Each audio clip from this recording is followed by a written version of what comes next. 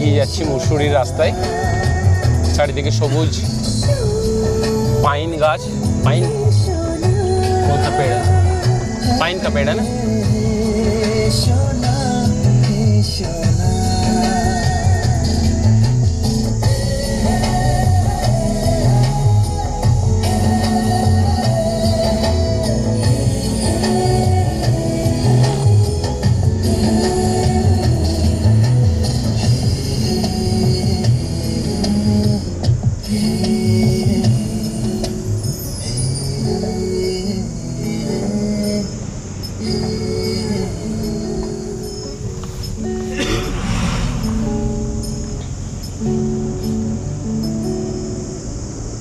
आजकल सब बोलते हैं SIP स्टार्ट कर, कब, कहाँ, कैसे और कितना ये कोई नहीं बताता।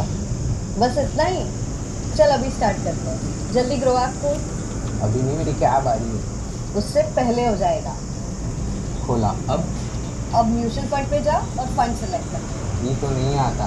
ग्रो पे हर फंड की पास्ट रिटर्न्स, रिस्क लेवल और एक्सपेंस रेशियो जैसे सारे डिटेल्स मेंशन्ड होते हैं, जिसके बेसिस पे तू अपना फंड सिलेक्ट कर सकता है। अब अपने गोल्स के हिसाब से एक अमाउंट डाल, select a date and click on start a site.